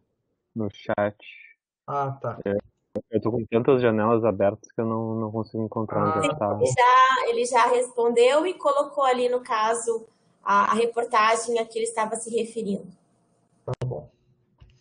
Então tá. Ah, depois tem o Guilherme, daí tem a Chiara, tá? Ah, tá. A Chiara já colocou aqui, tá? Parece revolução, mas é só neoliberalismo, tá? Então o pessoal todo tem acesso. Obrigado, Chiara. Vamos lá, então, 2 exemplos e vamos encerrar isso aqui, né? Porque já está demais, né? Entendeu? Vamos ver como é que a fraternidade pode ser invocada no direito constitucional contemporâneo, tá? Então, aqui, acho que a Luciane vai explicar para nós, né? Ela tá online com a gente? Tá, então ela vai entrar para falar com a gente aqui, tá? Ela vai contar a historinha. Não, pode ler o nosso, vem cá, ó. Pode ler aqui, ó. Pode ler o nosso. A Luciane escreveu um artigo sobre esse caso, ela vai explicar para nós.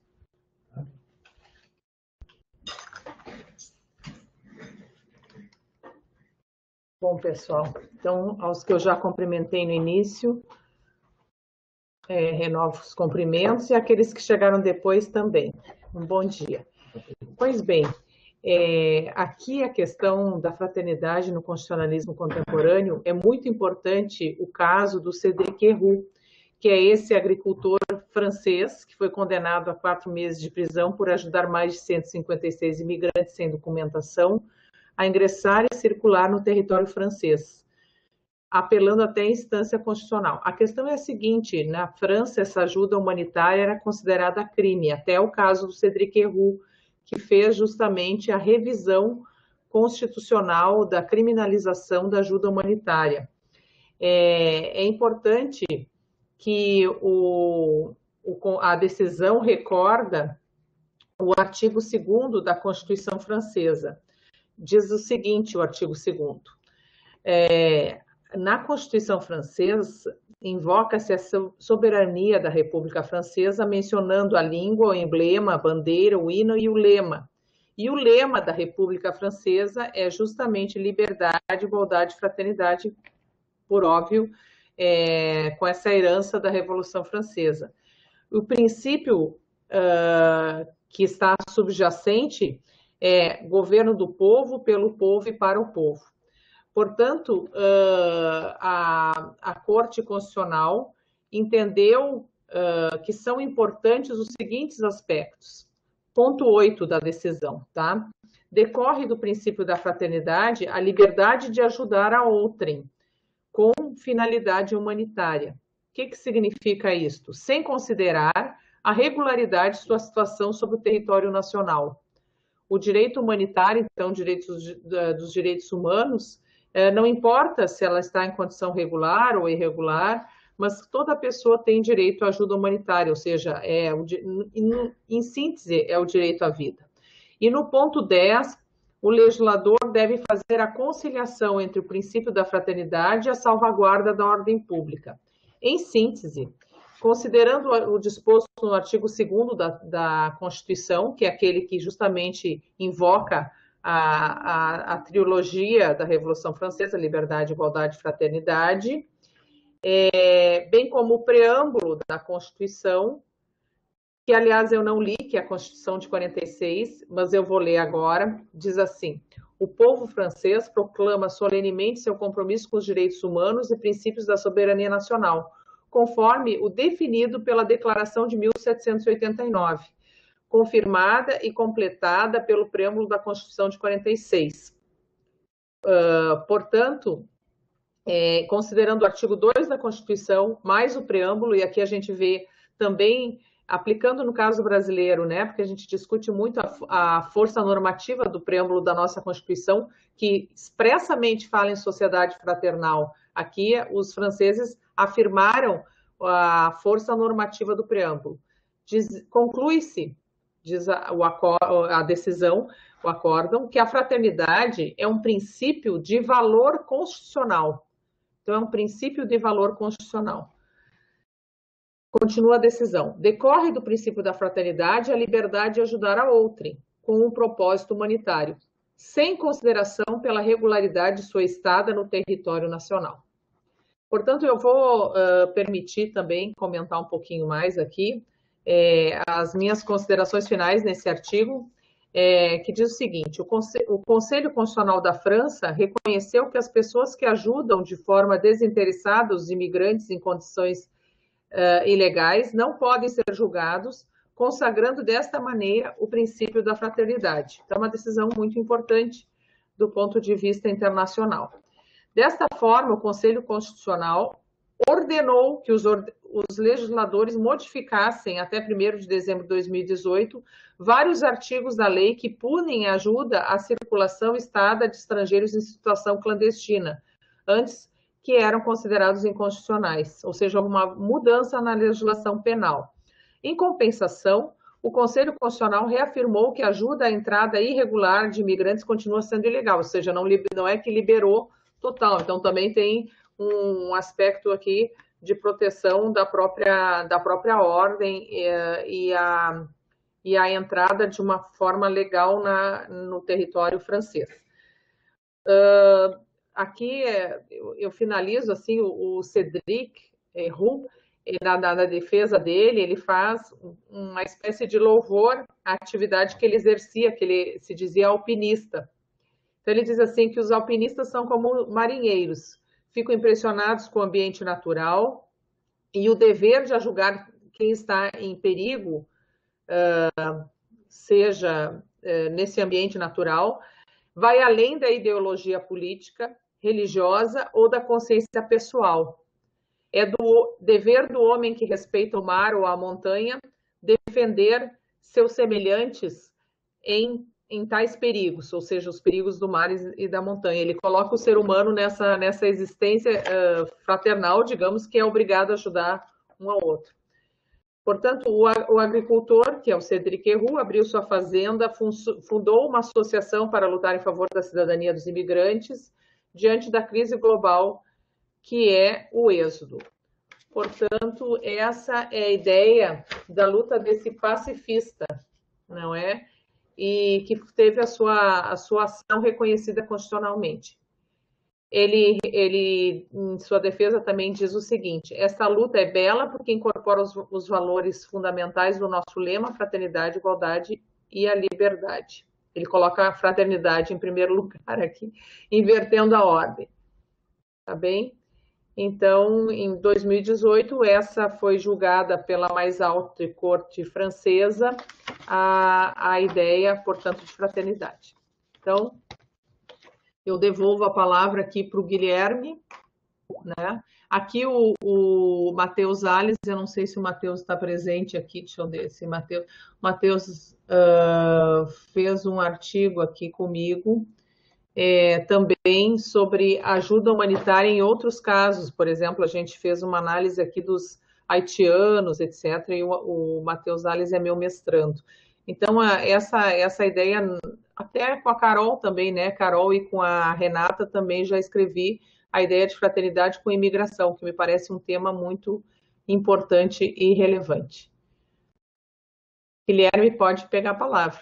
A minha parte era essa. Carol, tu bota os slides. Na verdade, a minha apresentação que faltou um exemplo ainda. Acho que o professor Barzoso tem que voltar. Não, mas então vai falando o exemplo, Carol, aí. Fala você um pouco, ele ainda não voltou. Ele ainda não voltou. Tá, não, eu ia fazer uma colocação antes, porque eu vou até voltar o Cédric aqui, porque aqui o caso do Cédric Roux, ele é emblemático em relação à versão universalista da fraternidade, que era aquele objetivo da Declaração dos Direitos do Homem e do Cidadão, né? De colocar um paradigma de moralidade para a humanidade e que, de fato, abarcasse a todos. E eu escrevi um artigo sobre um exemplo contrário, né? Que a própria França protagonizou, que é aquele caso do véu islâmico, que eles promulgaram uma lei lá em 2005 que impedia totalmente a utilização do véu islâmico, e na Corte Europeia dos Direitos Humanos, essa lei foi considerada conforme aos direitos humanos, porque um Estado como a França teria o direito de entender a fraternidade como constitutivo da sua república, como se o véu islâmico impedisse qualquer interação fraterna. Depois a ONU se manifestou e fez com que a França voltasse atrás. Porém, essa seria um exemplo da versão particularista da fraternidade. Ou seja, como a França entendia que o véu islâmico impedia interações fraternas, foi considerado conforme. Porém, se a gente for analisar qual era o objetivo mesmo da Declaração de 1789, seria aquela de estender a fraternidade de uma forma universal e não particularista. Então, também nesse artigo apontei a outra face da medalha, né? Como eles, naquela oportunidade, na realidade, negaram a fraternidade para uma parcela da sua população, que é a parcela de população que é islâmica.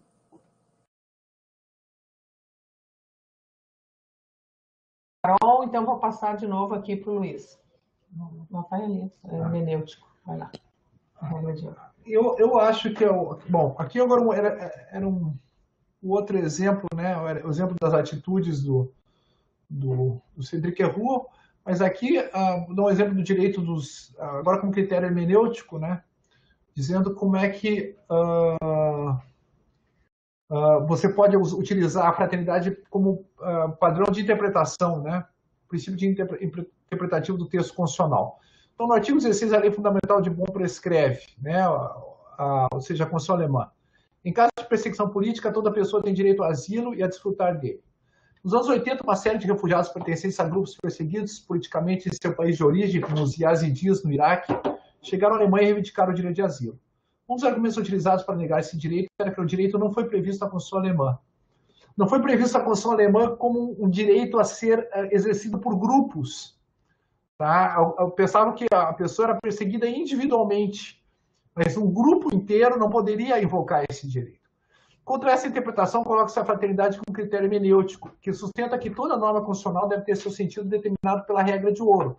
E vamos adiante ver como é que o Ernest Tugendhat, um grande filósofo alemão, ele trabalhou esse exemplo. Não sei se a Carol está aí. Carol, podemos ir para outro slide ou esse slide termina ali? O slide termina aqui. Não tem problema, não tem problema. O Tugendhat diz o seguinte: olha, é óbvio que esse aqui como é que deveria ser interpretado esse artigo? Esse artigo tem que ser interpretado pela regra de ouro, que é o núcleo da moral. Tá? É o núcleo da moral. Qualquer um que tivesse na situação dos yazidis gostaria de receber o direito de asilo, porque ao ser mandado de volta, vai ser exterminado, vai ser morto.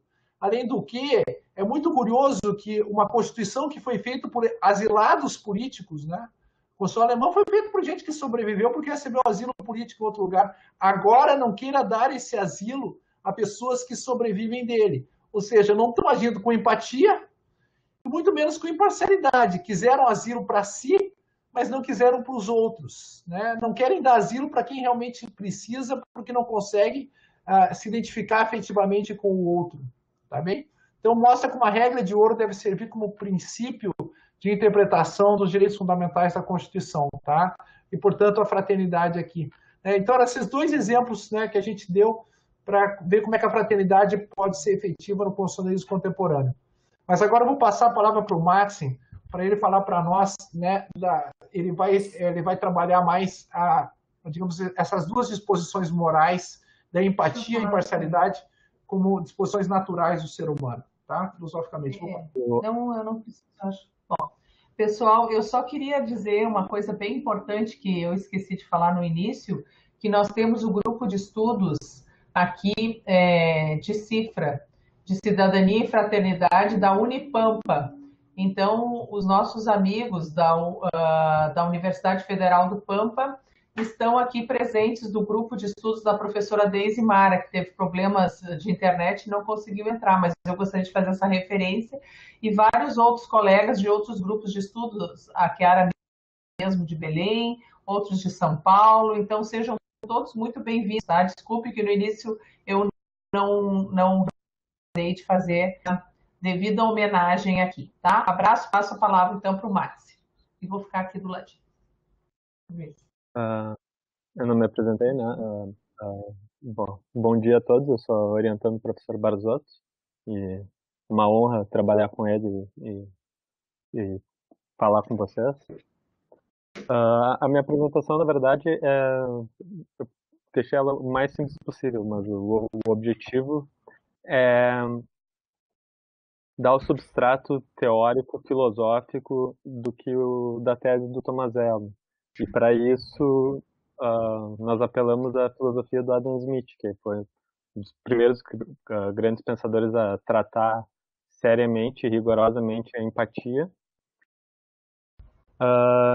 E eu trouxe então, mais ou menos uma visão comum que existe hoje em dia, né, que a empatia é suficiente para melhorar tudo na humanidade, que na verdade o nosso grande déficit humano é a falta de empatia, e que se nós fôssemos empáticos, né, o mundo seria um lugar muito melhor.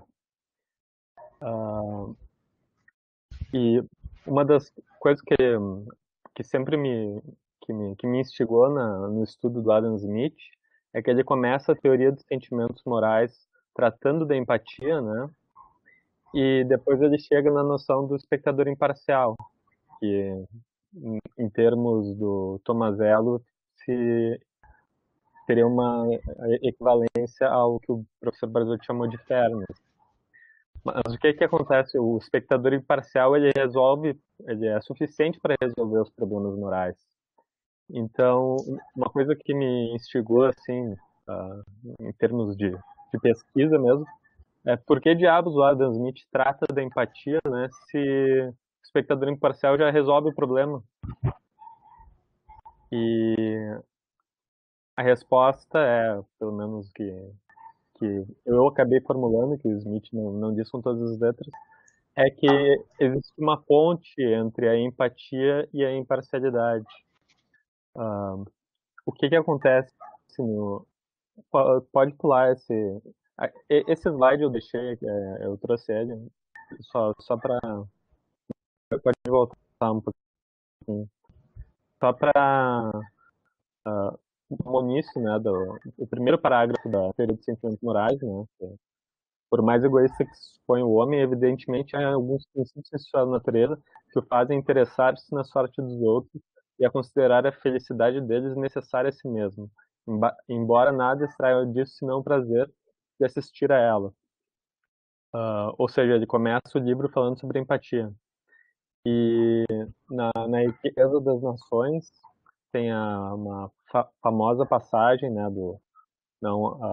que é sempre citada pelos economistas e não economistas, né, que é do Bolen, não é da bondade do homem ditado, ou do cervejeiro, ou do padeiro, que podemos esperar do nosso jantar, mas da consideração que eles têm para o seu próprio interesse. Apelamos não para a sua humanidade, para o seu egoísmo, e nunca lhes falamos das nossas necessidades, mas das vantagens deles. Ninguém, a não ser um mendigo, se permite depender essencialmente da bondade de seus concidadãos. Ou seja, doutrinariamente existe um pseudo-problema da existência de dois Adam Smith. Um Adam Smith que é pró-empatia e um Adam Smith que é pró-egoísmo. Esse termo egoísmo na passagem, por sinal, é self-love no original, né? Só para ver como é deturpado mesmo na tradução das Nações. Mas se vocês atentarem mesmo nessa passagem da Riqueza das Nações, quando ele fala que apelamos não para a sua humanidade, mas para o seu egoísmo, nunca nos falamos das nossas necessidades, mas das vantagens deles. Quando nós fazemos isso, nós estamos nos colocando no lugar da outra pessoa, ou seja, usando a empatia como um meio para vender um produto, por exemplo. Então, só para mostrar que não há contradição assim entre os dois Adam Smith.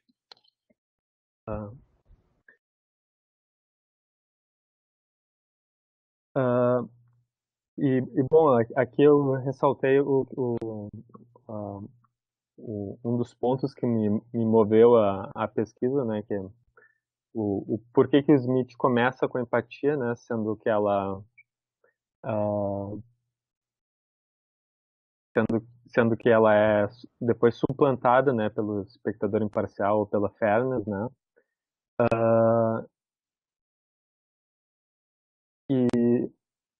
Bom, a empatia é um fenômeno extremamente particular, que a gente sente pessoa com pessoa, né?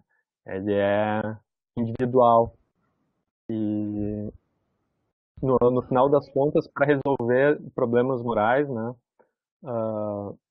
quão mais particular existe a tendência de ser mais própria a solução, apesar da universalidade ser para muitos teóricos, né, um atributo essencial, né, do agir moral.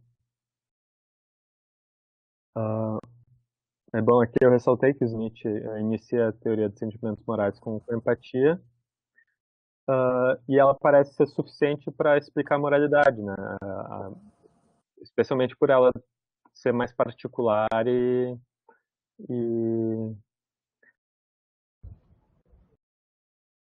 por ser mais particular e por mais individualizado. E daí eu coloquei a questão, né? Por que por que quando no final ele chega no espectador imparcial, por que ele perdeu tanto tempo tratando a empatia? Pode passar o slide ou não? A resposta à pergunta, não botei no slide, né? Mas é que o que acontece é que existe a empatia é uma ponte para se chegar à imparcialidade. O Smith ele dá um tratamento extremamente psicológico, que tem origem na própria psique, né, de nós enquanto indivíduos, né? O que acontece quando a gente tem empatia? Mas antes, só tentando delimitar, né, o que é empatia. Existem vários sentidos. O Smith usa 4 sentidos diferentes, eu trouxe 3. O mais importante é o terceiro. O primeiro é mood transmission, transmissão do humor. O que acontece quando, por exemplo, eu bocejo e o Barzotto nem tá olhando e boceja junto. O segundo é o contágio emocional. Por exemplo, se eu tô irado, a pessoa que me vê irado, ela sente ira, ela tem esse contágio da emoção, o sentimento passa de um para o outro. E o sentido que interessa mesmo, o sentido mais importante mesmo para o Smith, é a empatia enquanto faculdade imaginativa que permite sentir junto com outro ser humano, de colocar-se cognitivamente e afetivamente no lugar do outro. Ou seja, de se imaginar nos pés da outra pessoa. Eu não sou o outro, né, mas eu me imagino como o outro sentiria em tal situação. Por que a empatia faz a ponte para a imparcialidade na minha leitura? Em primeiro lugar, quando a gente é empático, a gente sai de si mesmo. Os meus sentimentos, eles param de importar. o meu foco, o que eu dou atenção é o sentimento do outro, né? E o, o Tomazella, ele coloca 3 moralidades, né? Uma da empatia, que o tu é mais importante que o outro, e os outros 2 eu não me recordo, mas o que acontece na empatia é que o enfoque acaba sendo o outro, e com isso eu saio de mim mesmo e deixo os meus interesses, minhas opiniões e pensamentos à parte, e o que é que acontece quando eu faço isso? Eu sou capaz de me observar a partir dos olhos do outro, que seria um segundo passo, né? Primeiro, afastar de si mesmo, fugir do seu sentimento, e o segundo de se imaginar no lugar do outro, ver-se pelos olhos do outro. E o que acontece na nossa vida enquanto ser humano, enquanto nós vamos crescendo, né?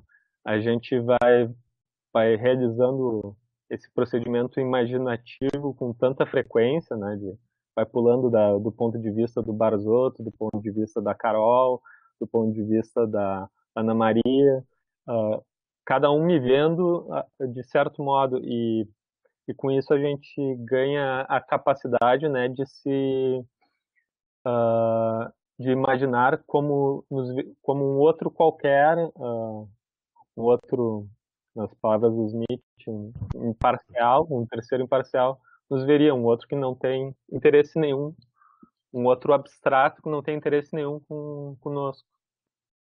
Ou seja, a empatia é, então, a importância mesmo é que ela faz a ponte para imparcialidade e para fairness. Nós chegamos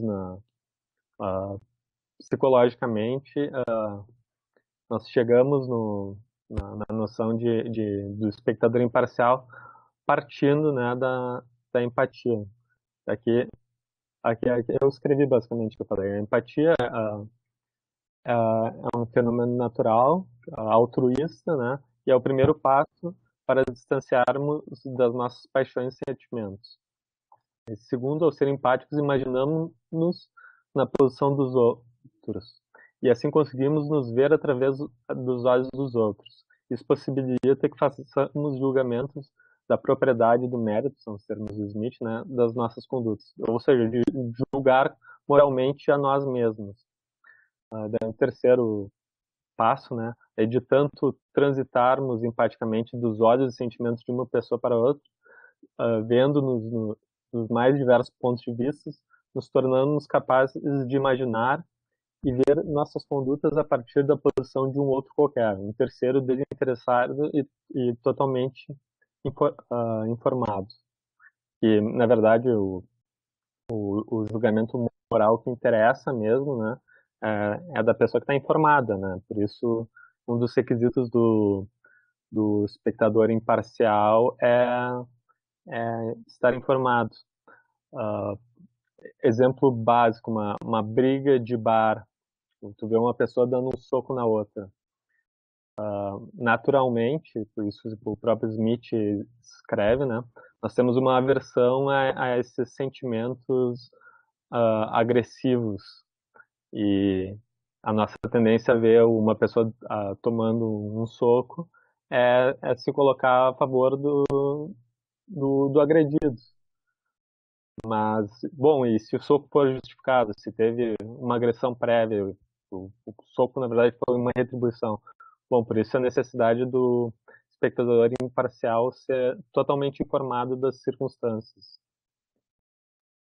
E, bom, é assim que, a partir da empatia, chegamos à noção do espectador imparcial. E daí um comentário. A teoria dos sentimentos morais é de 1759, 59, né? Não é 49. E ela foi reeditada 6 vezes até o ano da morte do Smith, em 90. Na 6ª edição, na última, ele utiliza o termo voz da consciência, como fazendo referência análogo ao espectador imparcial. Que na verdade nós acabamos internalizando, né, o espectador imparcial, e ele nos, a algumas pessoas, pelo menos, ele atua como uma voz da consciência, uma voz interior, que alguns diriam que seria a voz de Deus. Ou... Pode passar o próximo slide. Sintam-se livres para comentários e perguntas. Bom, então, ressaltando, né, começa pela empatia para chegar à imparcialidade. Basicamente aqui, repetir o que eu disse anteriormente, né, e só frisando, né, que o espectador imparcial ele se identifica com a noção de fairness do Tomazello. A fairness ela possui também uma dimensão distributiva. Carol fez um comentário, mas eu acho que não é em relação à apresentação.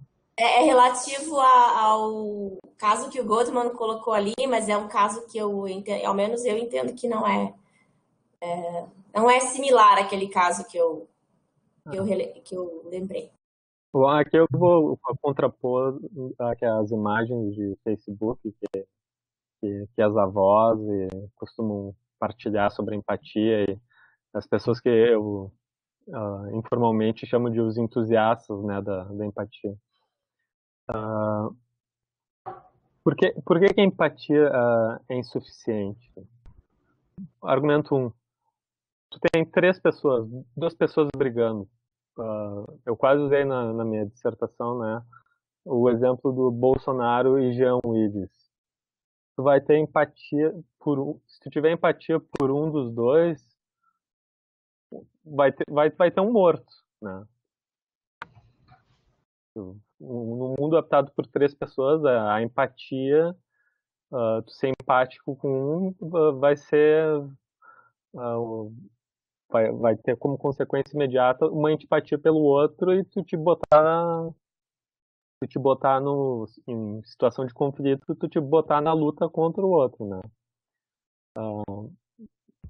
Ressaltando um aspecto do que já estava implícito nesse problema de um mundo habitado por 3 pessoas, né? É que a empatia é seletiva. Nós somos mais empáticos sempre com as pessoas mais próximas e mais semelhantes a nós.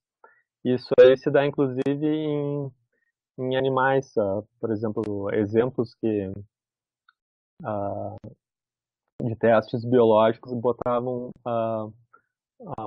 ratos um ao lado do outro e com um para sofrer, um faziam sofrer e o outro, apesar de não ter nada, sofria junto, né? Mas o que acontecia? A intensidade do sofrimento variava por exemplo, se eram 2 ratos fêmeas, era maior. Se era um rato branco e um preto, era menor a intensidade do sofrimento. O sofrimento passado por empatia. E, interessantemente, quando eram 2 machos, o que acontecia é que, em vez de sentir dor ou estresse, né, pelo sofrimento do outro, quando eram 2 machos, um vendo o outro sofrer, né, a reação empática era sentir prazer. E daí a resposta que dão a esse fenômeno é porque são competidores, né, naturais pelas fêmeas e por isso essa reação antipática, né. Mas nisso aí tu vê como o fato da semelhança ela influi na empatia. E daí um argumento terceiro é de casos de estudo feitos por psicológicos, perguntando quanto daria de dinheiro para desenvolver uma droga para salvar uma criança. Feita a pergunta em abstrato, quando tu posteriormente fazia num grupo diferente, dizendo o nome da criança, mostrando suas fotos, e mostrando as particularidades, ou seja, dando detalhes do indivíduo, né? As doações, o número dado para desenvolvimento da droga era 8 vezes maior. Ou seja, a empatia, ela pode tender a nos tomar posturas completamente irracionais, né? E no caso seria aqui imoral, né? Tu dá o mesmo caso, para um tu dá 8 vezes porque tu sabe o nome, do que para o outro, o abstrato, tu dá 1/8 só porque tu não sabe o nome. Isso seria imoral, né? Um outro estudo que eu lembro, eu só não consigo lembrar os números, era daquelas campanhas de dar crianças doentes, né, de dar um dia ideal um dia dos sonhos para ela, e daí os sonhos das crianças eram tipo, passear no Batmóvel, coisas assim completamente extrapoladas e surreais, assim, de gastos altos. E esse tipo de campanha acaba tendo muito mais adesão do que uma campanha normal de vamos dar, sei lá, um dia melhor para crianças com a doença X. Ou seja, acaba tendo uma irracionalidade, né, na empatia. Pode ir passando para o próximo slide, cara. Tem outro slide. Não tem? Bom, mas era basicamente isso. Eu queria fazer o link, né, entre empatia, imparcialidade e mostrar mais ou menos como isso se relaciona, né, com a hipótese do Tomazello, né, e a empatia que eu acho, pelo menos é atípico tu se colocar contra a empatia, né. Existe um autor que escreveu um livro, Paul Bloom, que é Against Empathy. Ele basicamente ele traz esses aspectos irracionais, né, da empatia e que acabam sendo imorais, né? Por exemplo, tu dá muito mais recurso para uma pessoa porque ela é mais parecida contigo. E, bom, esse autor é altamente rechaçado, né? Porque como pode alguém ser contra a empatia, né? Porque a empatia é supostamente tudo de bom, né? É o que nos salvaria a humanidade. Foi muito bom o Márcio ter falado isso aí. Obrigado, viu, Márcio? Tá? A ideia é que a empatia não substitui a fraternidade. Tá? A empatia é um momento da fraternidade, mas ela deve ser imparcial, né? E pautada pela regra de ouro. Tá bom? Acho que ficou muito bom isso aí que você falou. Goldman fez uma pergunta. É que daí vai ser a última, tá, Carol? Porque nós vamos encerrar daí. Tá bom? Certo. Última pergunta. Acho que a empatia necessita de 2 indivíduos. Aquilo que o Guilherme colocou de particular. O refugiado busca abrigo e o que recebe busca a participação daquele na estrutura social coletiva, ou não? A primeira parte eu entendi, a segunda eu não entendi da pergunta. Mas é uma via de mão dupla, né, de reciprocidade. Bom, era sobre a reportagem da Alemanha, eu não estava acompanhando. Sobre a reportagem da Alemanha, é que o Goldman trouxe esse outro caso, né? Na realidade, tem que ver o que ele fez um paralelo com aquele caso da fraternidade particular que eu citei antes, né? Que eu vou primeiro pontuar talvez as diferenças entre os dois casos para ficar bem claro, né? E ao menos para deixar mais clara a questão. No primeiro caso, o véu islâmico ele foi proibido em todo o território francês. em todo o espaço público, ou seja, qualquer mulher que utilizasse o véu islâmico, que é uma expressão da liberdade religiosa, que é um direito fundamental, qualquer mulher que circulasse no espaço público utilizando o rosto coberto, ela receberia uma multa. Ou seja, era uma... No caso, se você fosse analisar a proporcionalidade da medida e a necessidade, né, de impedir a utilização do véu islâmico em todo o espaço público, a medida não se mostraria, em princípio, nem necessária, nem proporcional.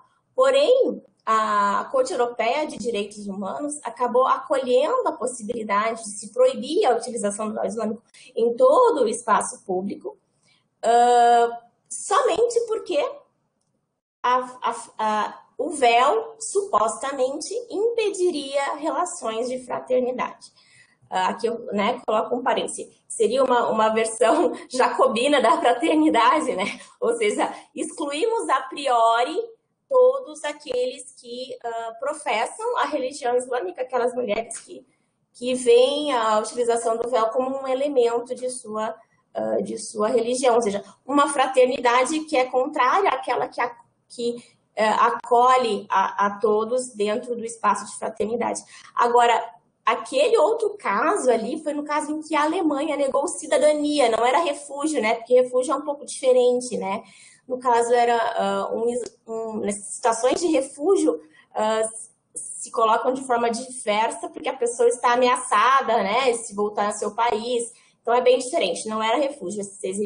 Ele pede cidadania. Ele pede cidadania e ele se recusa a apertar a mão de uma mulher, alegando que, no caso, a cultura dele, ou a religião dele, o impedem de fazê-lo. Só que aqui ele está solicitando uma benesse, né? Uma benesse que é a cidadania, não necessariamente ele vai ser expulso do país por conta desse motivo, mas ele está solicitando a cidadania alemã. Ou seja, nesse caso, exigiria uma via de mão dupla, uma reciprocidade. Para você receber uma cidadania, você tem que aprender a língua, se integrar numa determinada cultura, né? Então, acredito que ali, de fato, tem essa falta da reciprocidade que determinou. Então, essa medida, especialmente o não dar a cidadania para aquele que se recusou a apertar a mão de uma mulher, que seria a rejeição de um outro ser humano, né? Não só um ato cultural apertar a mão, né? Seria a necessidade de que ele também, como aquele que solicita a cidadania, é capaz também de interagir com o outro e de viver essa relação fraterna como uma via de mão dupla. São casos bem diferentes. Me posicionar. Pelo que eu li rapidamente ali, né, a justificativa da pessoa que se negou a apertar a mão foi que prometeu à esposa que nunca apertaria a mão de outra mulher. Isso. Mas, bom, a pessoa que não... justamente a igualdade, né, do gênero humano, realmente, você negar, apertar a mão era um pouco mais... Era um ato antifraterno. A mulher que usa o véu, ela não está realizando um ato antifraterno. Quem acredita que o véu impede a fraternidade, que exclui a pessoa por este motivo, é que está, no caso, não está sendo fraterno do ponto de vista universal, né? Mas a pessoa que não quer cumprimentar decente o outro concidadão, ela não quer ser concidadão do outro, né? Sim. Não quer participar da mesma comunidade. Cidadania, mas eu te rejeito. Muito bem. Então, aqui, Carol e Maxi, muito obrigada. Obrigada a todos, então, pela presença, né? Acho que a gente já vai encerrando, estamos no final, só tem elogios aqui a todos. E pelas apresentações, obrigada pelos slides, Carol, ficaram muito bonitos, todo mundo está aqui elogiando. Ficou muito bom. Então, a nossa dinâmica de grupo vai ser agora em abril, ainda não temos data, então não sei exatamente o dia, mas vai ter a nosso encontro será juntamente com o grupo de Brasília, Direito e Fraternidade de Brasília, vai ter um lançamento de um livro sobre educação e fraternidade. O pessoal de Brasília tem um instituto de formação de cidadania para jovens de segundo grau, que se chama IEDF, vai ter um lançamento por esse instituto. E depois, em maio, daí teremos o nosso encontro. Nessa semana, eu soube que tem um grupo também de Vitória que vai se encontrar no dia 24. E no dia 25, só vou dando os recados gerais, tá? No dia 25, então, para quem não pode ouvir de fraternidade num dia, pode participar de algum evento no outro. No dia 24, então, tem o grupo de Vitória, com a nossa representante nacional, que é uma desembargadora, para quem não sabe, de Manaus. A desembargadora Socorro vai falar no grupo de Vitória, tudo online, né? Isso nos aproxima. E no dia 25 vai ser lançado no Maranhão, na Universidade Federal do Maranhão, um livro em homenagem ao nosso, a gente diz, o nosso ministro fraternalista, que é o ministro Reinaldo da Fonseca. Então, ali a universidade se organizou e fizeram os professores da universidade organizar um livro em homenagem. Então, vai ser no dia 25 de março agora, semana que vem. Então, 24 Vitória, dia 25 vai ser no Maranhão, e assim nós vamos dando os recados, eu darei ali no grupo. Se alguém quiser ser admitido no grupo, eu acho que era bom botar aqui um contato, Carol. Chat, colocar ou mandar por e-mail. Eu acho que mandar por e-mail, né? O número do telefone a gente inclui no grupo Direito e Fraternidade. Acho que assim fica bom. Podem me mandar. Fazer, Cecim Carol Simões Correia, cecimcorreia@gmail.com, é o e-mail da Carol, e aí a gente inclui o WhatsApp no grupo, e aí a pessoa fica sabendo de todos esses eventos de fraternidade, enfim, quem quer se aprofundar no tema, não é? Muitíssimo obrigada, pessoal, então, de coração, tá? E nos vemos na próxima. Márcia, obrigada, a tua preparação